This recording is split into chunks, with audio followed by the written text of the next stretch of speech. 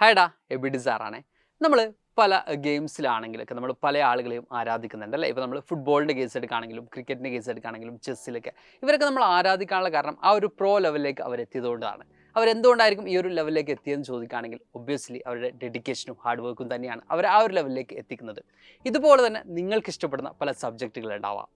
Mathematics ആയിരിക്കാം, അല്ലെങ്കിൽ science ആയിരിക്കാം, അതേതുമാവട്ടെ. അപ്പോൾ നിങ്ങൾ അതിലേക്ക് എത്തണമെങ്കിൽ നിങ്ങളും എന്ത് ചെയ്യേണ്ടതുണ്ട്? ഇതുപോലെ തന്നെ ഡെഡിക്കേറ്റഡ് ആയിട്ട് വർക്ക് ചെയ്യേണ്ടതുണ്ട്. അപ്പോൾ ഇതിനു വേണ്ടി നിങ്ങളുടെ സ്കൂൾ ലെവൽ കണ്ടക്ട് ചെയ്യുന്ന ഒരു എക്സാമിനേഷനാണ് Kerala young genius examination.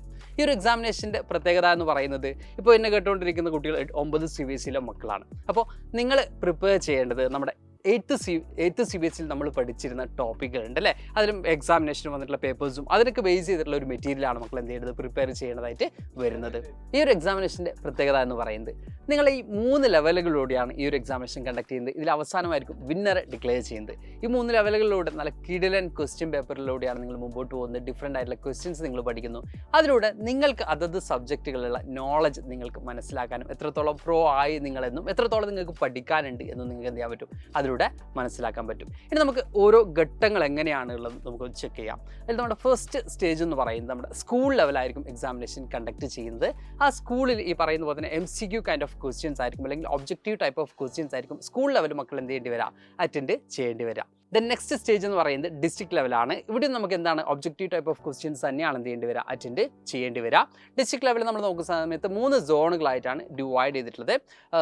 South zone, അതുപോലെ തന്നെ സെൻട്രൽ സോൺ, അതുപോലെ തന്നെ നോർത്ത് സോൺ, ഇങ്ങനെ 3 സോണുകളായിട്ടാണ് ഡിവൈഡ് ചെയ്തിട്ടുള്ളത്.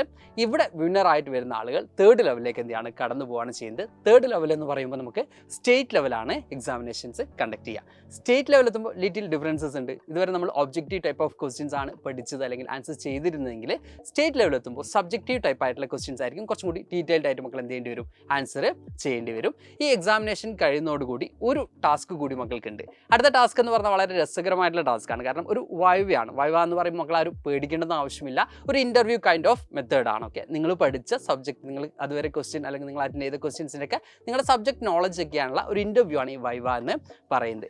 ഇതുകൂടി കടന്നു പോകുമ്പോഴാണ് വിന്നറെ ഡിക്ലെയർ ചെയ്യുന്നതായിട്ട് നമുക്ക് കാണാൻ പറ്റുന്നത്. ഓക്കെ, അപ്പോൾ ഈ ഒരു 3 സ്റ്റേജിലൂടെയാണ് മക്കൾ കടന്നു പോകേണ്ടത്. ഇപ്പം മക്കൾക്ക് ഒരു സംശയം ഉണ്ടാവും, ഞങ്ങൾ എന്താണ് സാറേ പഠിക്കേണ്ടത് എന്നുള്ളത്.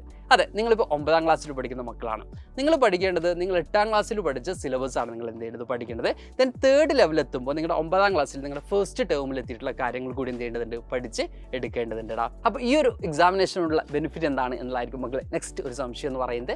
അതെ, വിന്നേഴ്സിന് ഒട്ടനവധി ഈ പറഞ്ഞ പോലെ തന്നെ സർപ്രൈസും സ്കോളർഷിപ്പും ഒക്കെ ഈ ഒരു എക്സാമിനേഷനിലൂടെ ലഭിക്കുന്നതാണ്. ഓക്കെ, ഇനി ഏറ്റവും എടുത്തു പറയേണ്ട ഒരു കാര്യം എന്ന് പറയുന്നത് ഒരു ഒളിമ്പ്യാഡ് മെത്തഡ് ഓഫ് എന്താ പറയുക ക്വസ്റ്റ്യൻസ് ഒക്കെ ആയിരിക്കും മക്കൾ എന്ത് ചെയ്യേണ്ടി വരിക, ഇതിനുവേണ്ടി പ്രിപ്പയർ ചെയ്യേണ്ടി വരിക.